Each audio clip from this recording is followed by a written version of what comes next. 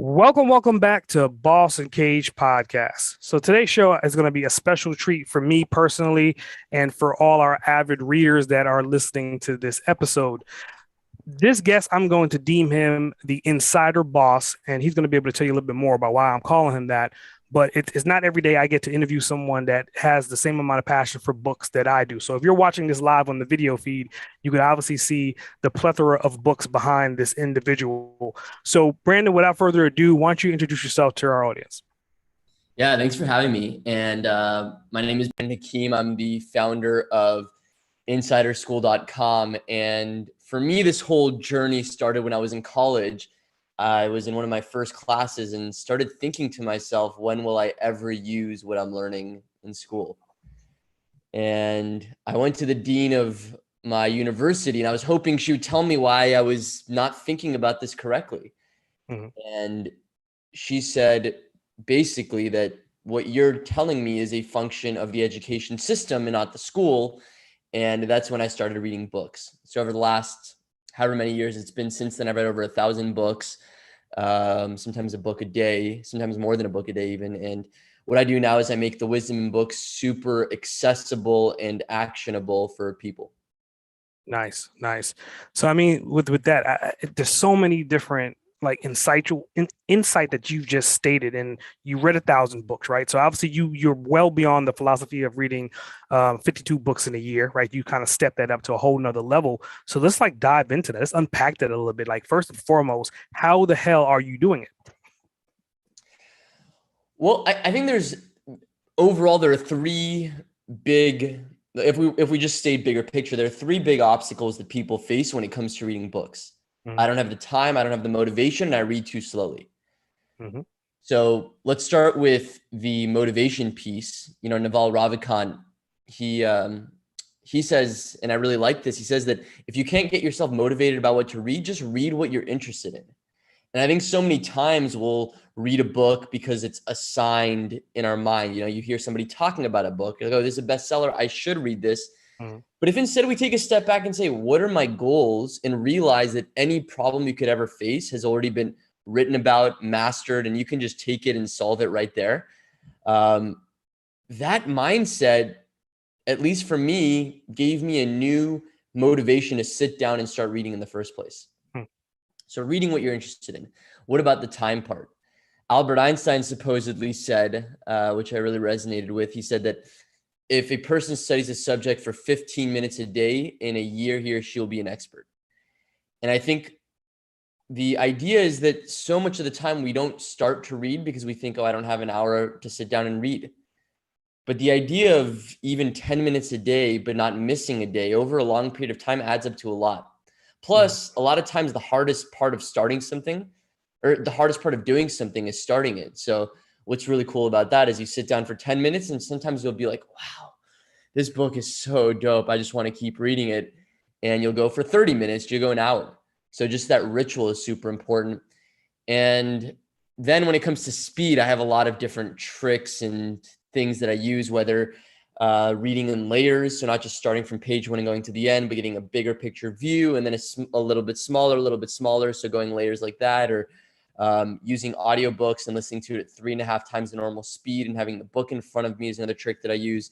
But one of the easiest really is just having a pen and leading your eyes along as you read, and that can instantly make you probably like a 50% faster reader.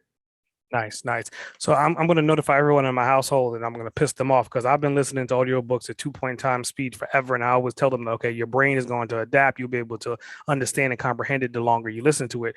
And now you're telling me 3 point speed. So I'm definitely going to try that, and I'm going to piss everyone off as we drive across the country in different places. So imagine what that's going to sound like. So I want our listener to understand, like what he just said is such a golden nugget, and if you don't take action on it, you're doing yourself a huge disservice. So talking a little bit more about you, right? If you could define yourself in 3 to 5 words, what would those 3 to 5 words be? I think the first word is curious. I'm always thinking about, what does this mean? Or how does this work? Or what can I learn about this? And trying to stay as much as possible away from thinking I know something. I think it's so common, especially, I mean, maybe always like this, but it seems, especially today, where everybody feels like they have to have an opinion on something or on everything, really. And not only an opinion, but the opinion is the correct way, it's the right way. And then they say, oh, if you're not looking at it that way, you're crazy.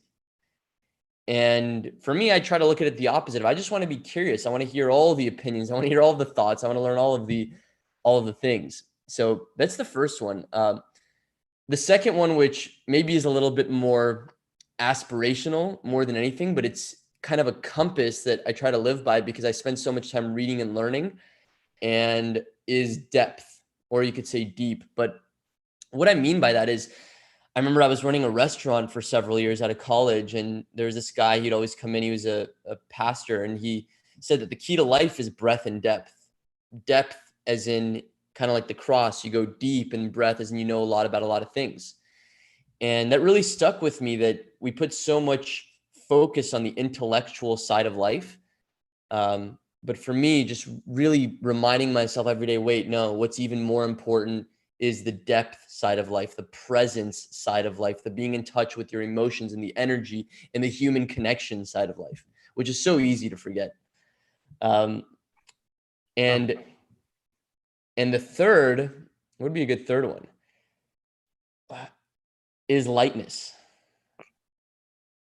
I think, and again, of course, it's not always like that, but how I see myself, of how I want to be, or the authentic me is lightness. And what I mean by that is, so much of the time you're walking through, you're walking down the street, you're walking through the store, whatever, and you hear, just listen to the conversations people have about the most mundane things. And you just remember, and I remember, I was volunteering at a retirement home. This is really where I picked up on this idea of lightness. I became friends with a guy who was 102. And I started to wonder, I'm like, which one of us is young and which one's old? Because I was the one that was so serious, and he was the one that was always laughing and joking. And, and that idea of lightness has been so important for me ever since. Very, very, very, very interesting. So, I mean, with that, I mean, I think you're such a fascinating individual, right?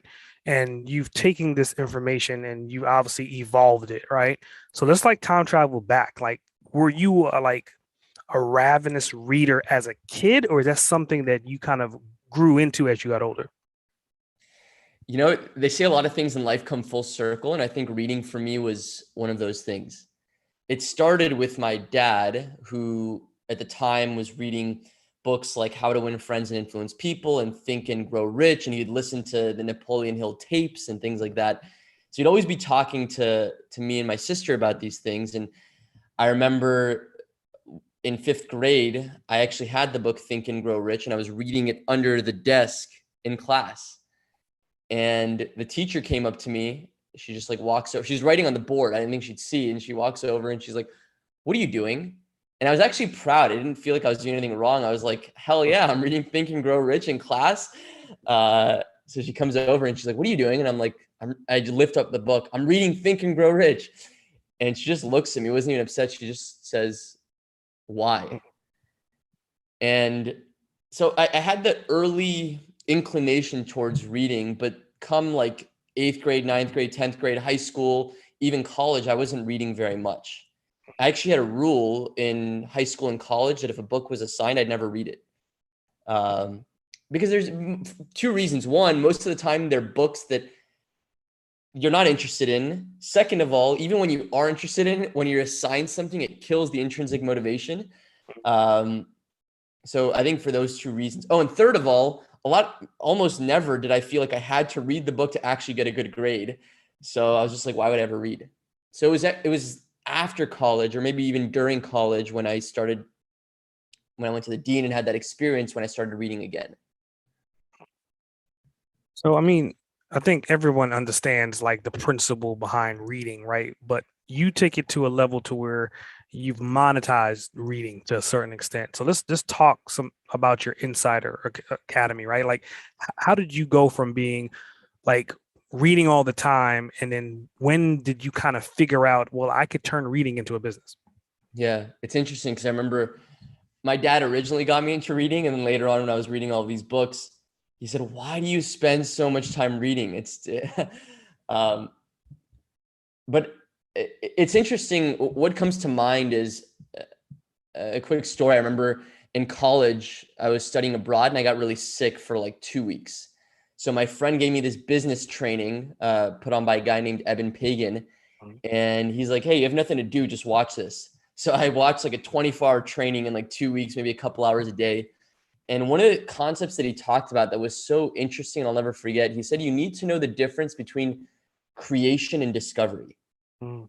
And he said that how things normally work in business is you start creating something and then you discover something along the way that ends up being your real success.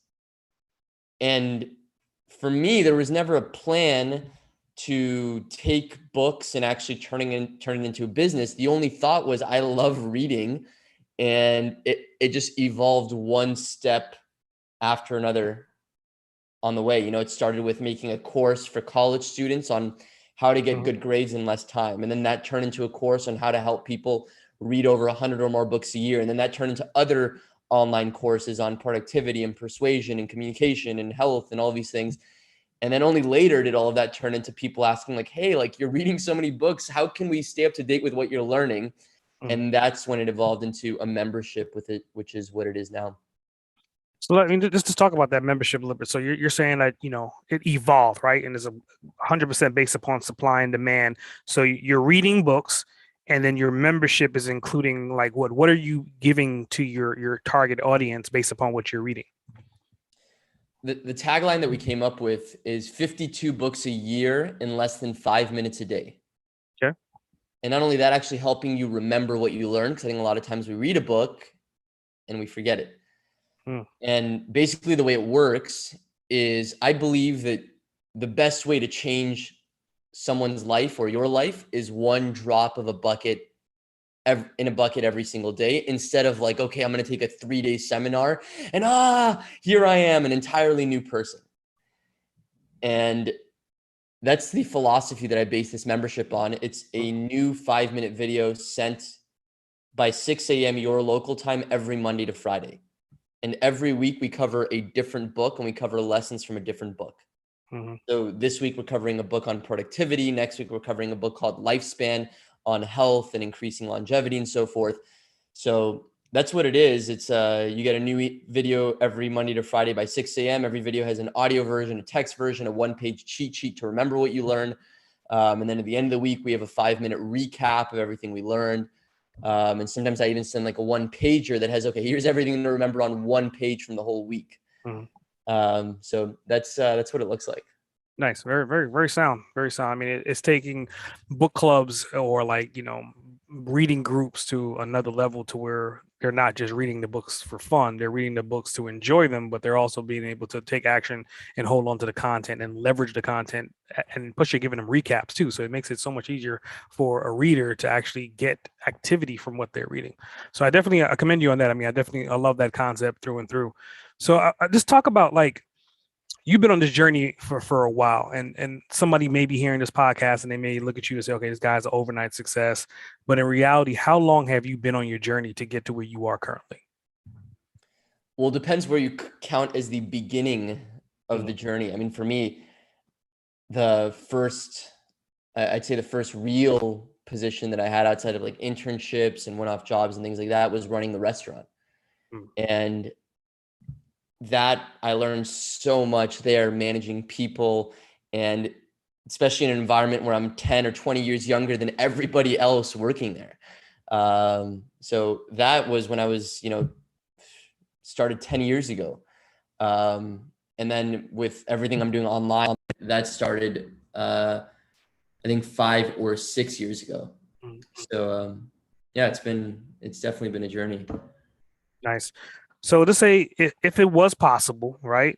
If you could pick on a timeline from today until as far back as you can remember on your reading endeavors, if there's a particular point, a key frame in time that you can go back to and tell yourself a key thing that you would want to change, to do differently, you only had 30 seconds, what would you go back to and what would you say to yourself?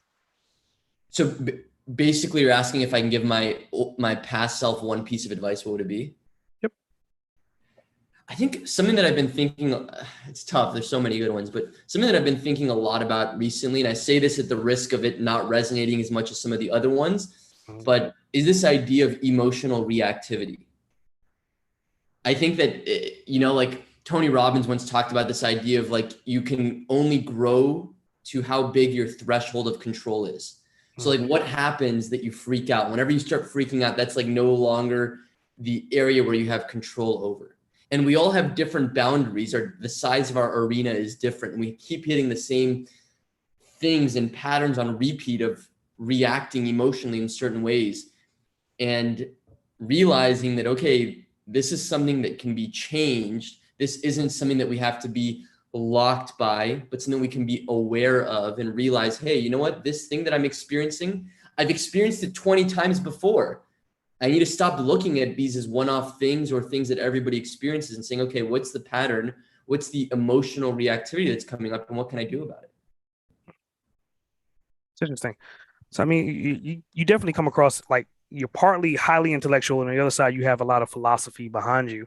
So like my next question is kind of stemming from like your roots, your grassroots, right? You brought up your dad. You were saying that he was a pretty decent reader. I would think that you kind of surpassed him at this point. But are any of your family members, including your dad, were any of them entrepreneurs or seasoned to where you can kind of get some feedback from them at a younger age? Well, I think I'm very lucky with my parents just being incredible influences and role models. Like I said, my dad with the books, and so yeah, it's been amazing having them, and then having uh, whether it's family or family friends, just so many people, or even just people I meet along the way that want to help. And I don't know what it is. I don't know if that's an experience that everybody's had or what, but I feel like I've just had so many people on the journey that, whether it's kind of meeting them once turns into a long-term relationship where they're just so invested and care so much and have just been such huge role models for me that I could look at any one of those people and say, I would not be who I am if it wasn't for them. So yeah, I feel very, very grateful for that and lucky to have had that. Nice, nice. So I mean, just stay on this path, right? So I mean, obviously you've had influences from predecessors before you. Currently, like, how do you take that and how do you juggle like your work life with your family life? Hmm. I think it's been an interesting journey, kind of like what you talked about before, right? You said like you started very intellectual, now you have a lot of like philosophy and things like Mhm. that. And I think for me, it always started as I started life only on the intellectual side. And only as I get, as time passes, I start realizing, no, that other stuff is as important, if not more important. So for me with the family stuff, it hasn't even been so much a time thing that has changed, but more of an enjoyment thing that has changed. I think before I always felt like even if I'm with my family, I'm always thinking about, oh, I need to be thinking about what changes I can make to the business, whether it was the restaurant or now this, or what changes I need to make to my own personal growth or to myself or things like that. And more I'm learning to just be there and do nothing and enjoy the doing nothing and just connecting. So for Very me, it nice. feels even less of a time thing and more of a perception shift. I think that's very interesting. You're bringing up time. You're thinking that you're bringing up perceptions, and then it's kind of like, we're talking about space time continuum, right? And then we're like in this warp reality. But like, how do you structure your day? I mean, like, what are your morning routines look like? On one side, you're saying that every single day you're sending out at 6 a.m.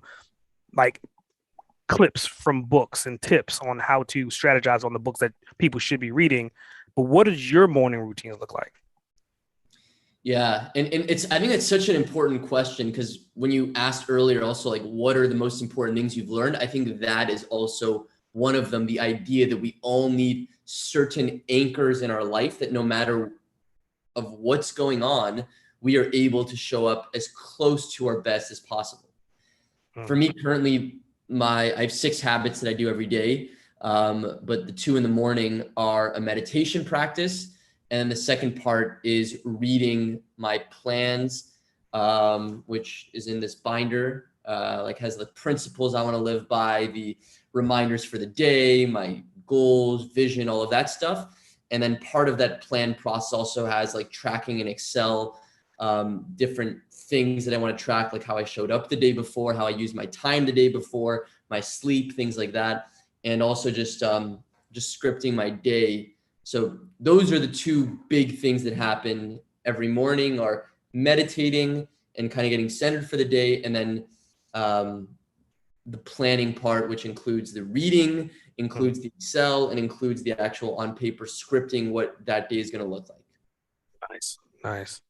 So this next question is, I've been twitching this entire conversation waiting for this particular question, right? It's a three-part question, and I know that you're going to deliver because you're a book guy, and just looking at the books that you have behind, I know you're going to fulfill this requirement. So, question number one: what books would you want to recommend that helped you on your journey to get you to where you are currently right now? In addition to that, what books are you reading now? And what books have you had an opportunity to write, if you've written it as of yet? And what books have you had an opportunity to write, if you've written it as of yet? Cut out a little bit. Can you hear me? I can barely hear you.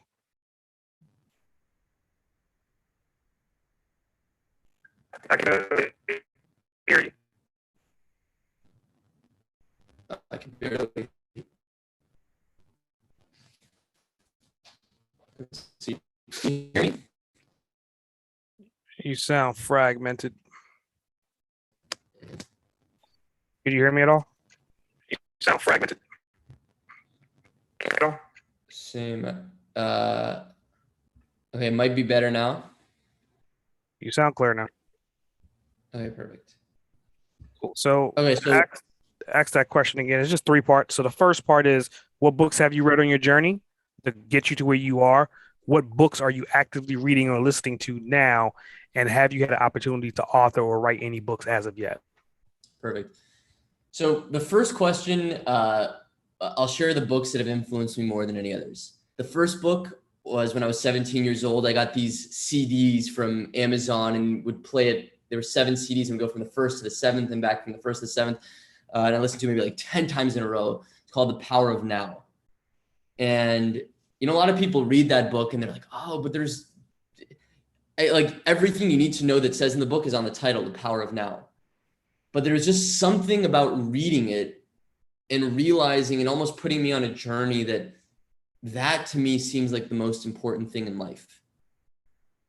And it's been for me a lifelong process of experimentation and learning and growing, of embodying that philosophy in that book more and more. So that book was really influential. One that I read recently that was in a similar vein that I really enjoyed was The Untethered Soul. And then by the same author as The Untethered Soul, Michael Singer, The Surrender Experiment. So when it comes to kind of like spirituality, so to speak, I really, really enjoyed those. Napoleon Hill's books have been very influential for me as well. Think and Grow Rich, I've read many times. And then really interesting, have you heard of Outwitting the Devil? He wrote that the year after. Yes, so good. So that's another one that was really, really influential that I read many years later because it didn't come out until 2011, which is crazy. So those were two that also come to mind. I think when it comes to like books that have been really, really foundational for me, those have been two that have been maybe more, or at least two categories that have been more than anything else. And also, this is a little bit more out there, but Ralph Waldo Emerson's essays. I really enjoyed his essay on compensation and self-reliance, and those two in particular were really impactful for me at the time when I read them. Nice, nice. And then the last question will be like, have you had an opportunity to author any books as of yet? Yeah. Well, also you said, what am I reading now? So Yes. the challenge with what I'm reading is I'm very rarely in the middle of a book. I'm usually about to start a book or finish a book. So Yesterday I finished the book Lifespan, and I need to start the next one. Because I usually go through them in a day or two. So just sit down, finish it, go to the next one. And then as far as authoring books, I have not authored any books, and it truthfully hasn't even been on my mind. I see myself more as a messenger than wanting to be the person on the top of the mountain saying, here's what you need to do. It was interesting though, when I was 19 and I was volunteering at that retirement home, the guy that I became friends with, who, I was friends with him until he was 102. And we wanted to write a book together, or more accurately, his dream was to write a book, and I wanted to write a book with him. So we're doing all these interviews and just this whole beautiful journey. And I think that was the only time where I really felt I wanted to write a book. I mean, I've put a lot of ebooks together, which are kind of like my favorite lessons from all of the books, until like here are my favorite business lessons, here are my favorite relationship lessons, and so forth. But it's really just a compilation of different lessons that I've learned. That's nice. To bring up the Outwitting the Devil, I mean, if anyone has not had an opportunity to read that book, it's to your point, it was written back in like 1930 something, and for it to be released now, and it's still relative till this day, much like Think and Grow Rich. But the difference between these two books is the Outwitting the Devil is a conversation between a man and the devil, and I'm not gonna I don't want to tell you the story. I want you to actually read it. But could you imagine like a first person having a conversation with the devil, and they're going back and forth and they're bantering? That's the quality and the detail that you're going to get from this book. And it's going to really open your eyes to really think about things a little bit differently. And then to go into like your other thing about not writing books, I think if you do decide to write a book, I think you have so much content and so much like delivery mechanisms that you can probably fulfill like requirements for other people to not only sign up for your membership, but to have the holy grail of your knowledge within a series, so they can kind of go back and be like, okay, this is series book 1, and this is what the message is. And then by the time they get to book 4 or book 5, they should be able to get to the next level or to step into where they want to go to further in life. Yeah, I like that. And I've been intrigued by the idea. I haven't really thought about it much, but intrigued by the idea of just kind of compiling the biggest lessons in different categories into books that people can actually have on their desk and flip through, and things like that. Because I just love and I obsess over, how do you take, whether it's hundreds or thousands of pages of wisdom, and condense it down into minutes or pages. Yep. And something like that the idea of that does really excite me, of being able to share that with people. Yeah. I think if you decide to do it, it'll definitely a great win-win. Because I mean, when I wrote my first book, it took me like 6 months, and then I've created a system to where I could essentially write a book per week now, much like how you're reading books pretty quickly. That kind of changed my viewpoint. In the beginning, it was like, this is hard, I don't want to do it, but it's just like muscle memory. As you build up, things become easier and easier. And now I've produced 8 books in a short period of time. So I'm thinking that once you kind of apply what you know about reading to developing books, you probably be dropping books out one per week. Yep. So, I mean, with that, I mean, you was telling me the story about the guy that I think he was 102, and you were working with him to potentially write a book. So obviously he's 102, probably older than that now. Hopefully he's still around. But in age reference, where do you see yourself 20 years, 30 years from now? Yeah, that's a good question. I think it's more of a vague vision than a clear, like, okay, it's definitely going to be this mechanism. But I've just always been obsessed with the idea of challenging the status quo.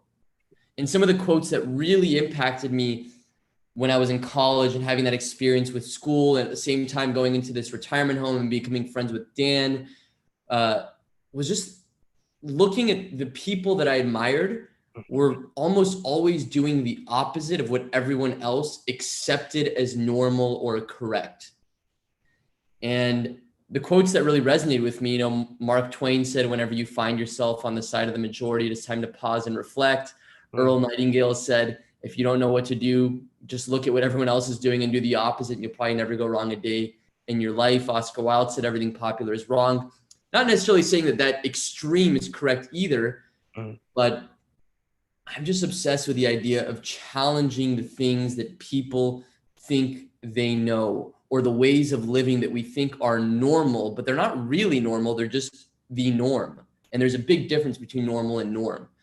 So for me, I don't know whether that's going to look like physical schools, whether it's something online, whether it's something else, but just that idea and making that impact both at a breadth level with a lot of people, but also depth level where it's helping people really live lives that are different than just that traditional path is what excites me very, very much.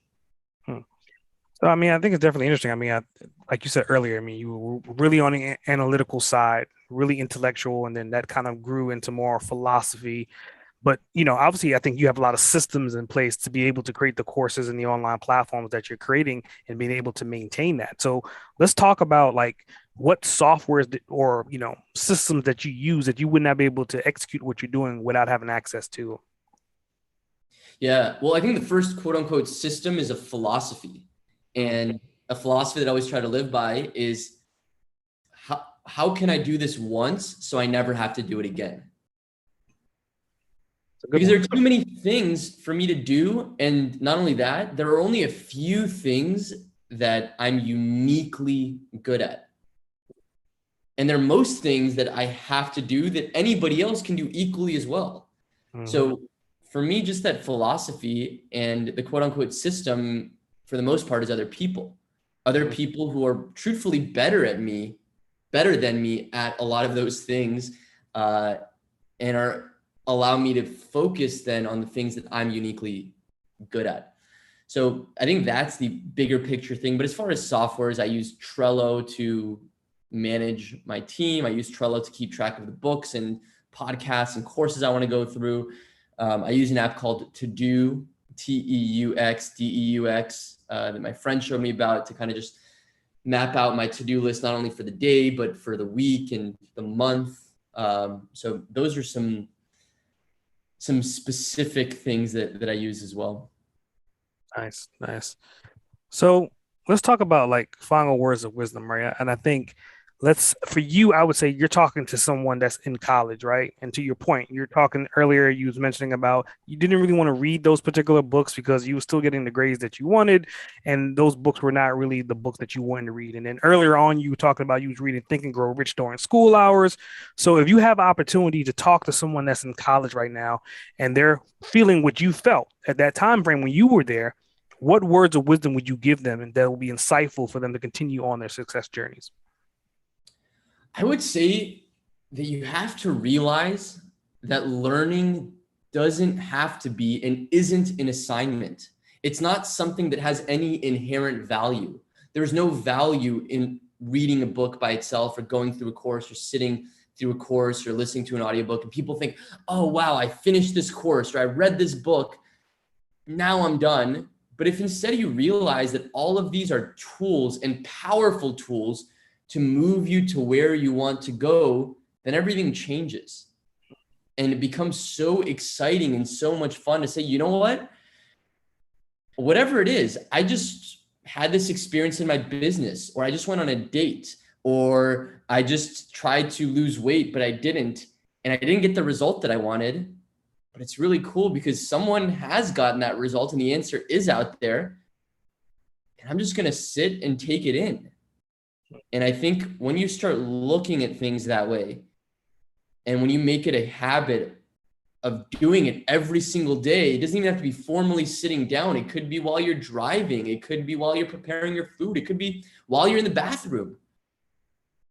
But just this idea of people think we go to school, okay, now I'm educated, and instead replacing that with whatever, you went to school.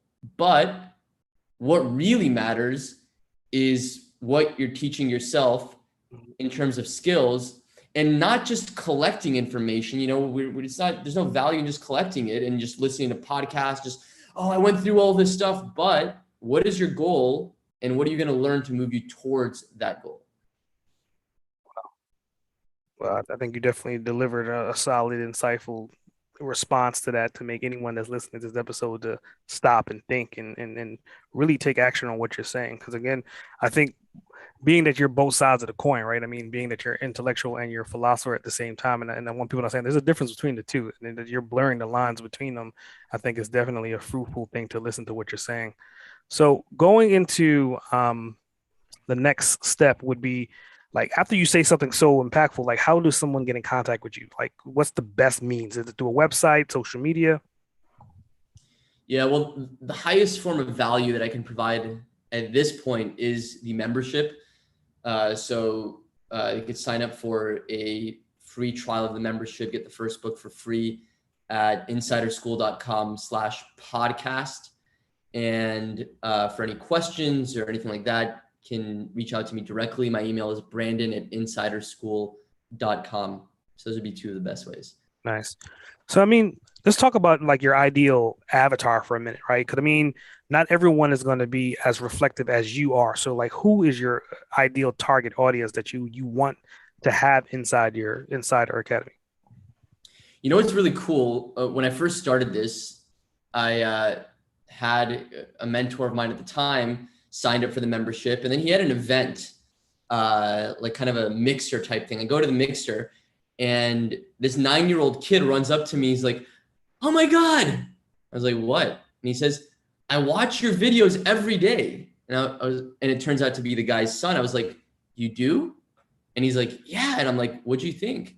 And he's like, "I love them." And I didn't believe him. Like, "What do you mean you love them?" So I'm like, "What were your favorite concepts?" And he starts listing the concepts, the Alice principle, the telescope of time, and that's when I realized that this is a lot bigger than who I thought it was originally for, which was for people that like reading books. And at this point, there are a lot of different types of people who are members. There are families who watch it with their kids. There are people who love reading books and use it as a way to find new books to read, or use it as a way to, if it's a book they've already read, kind of like take it in a new way with actionable ways they can actually apply it.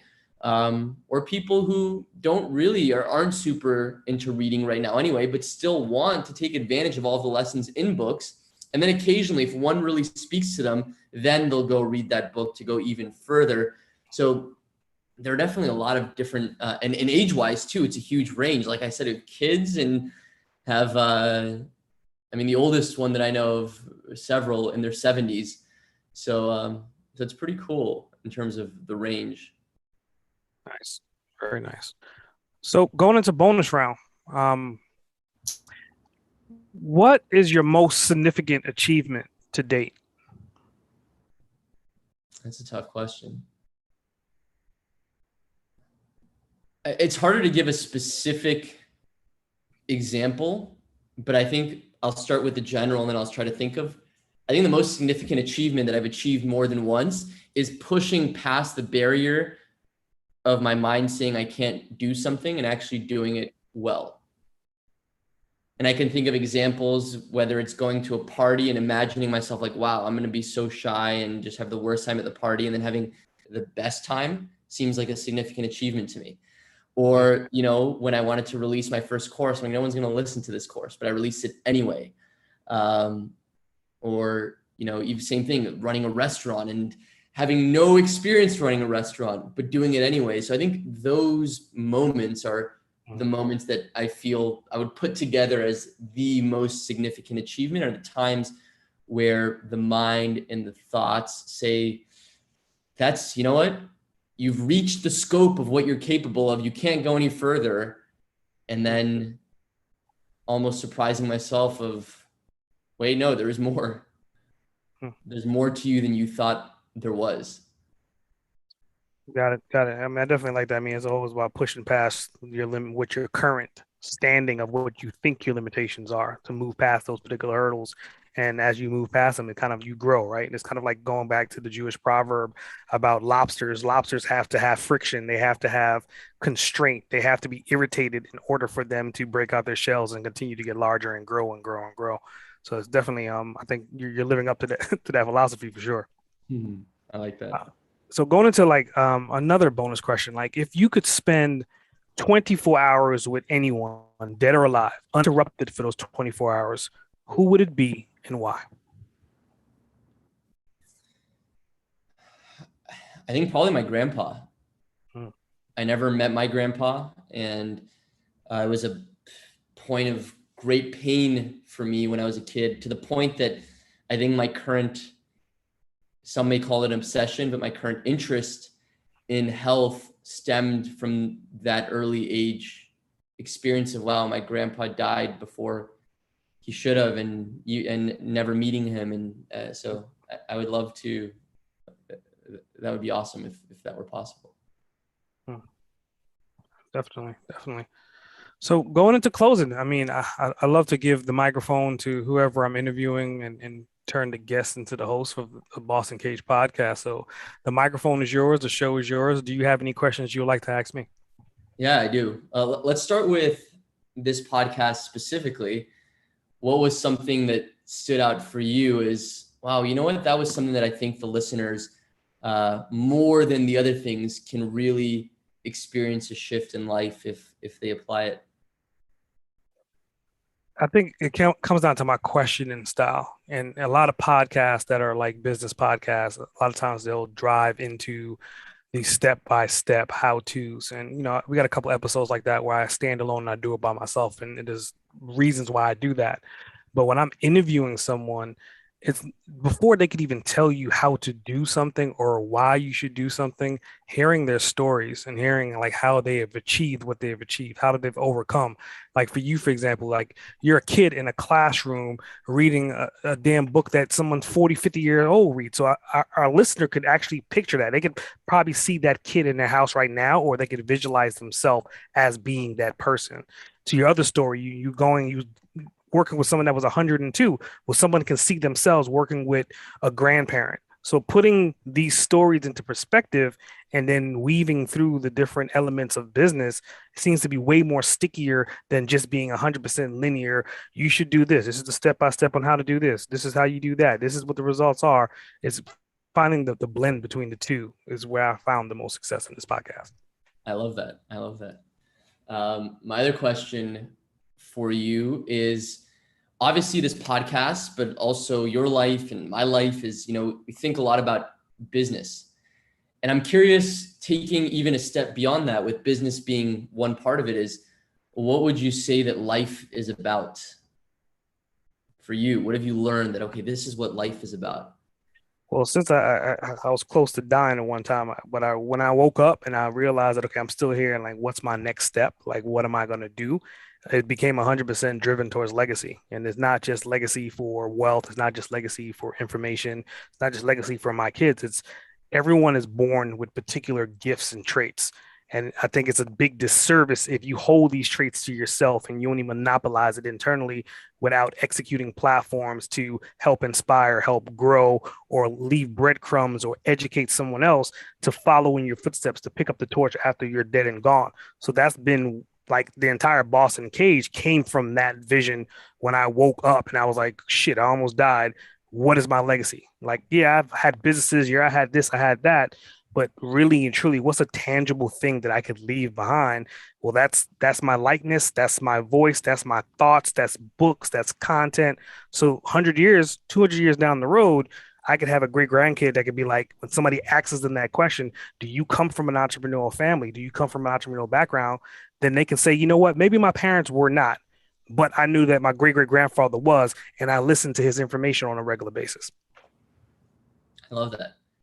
And last thing that comes to mind, you currently have kids? Yeah, yeah, two So teenagers. teenagers, wow.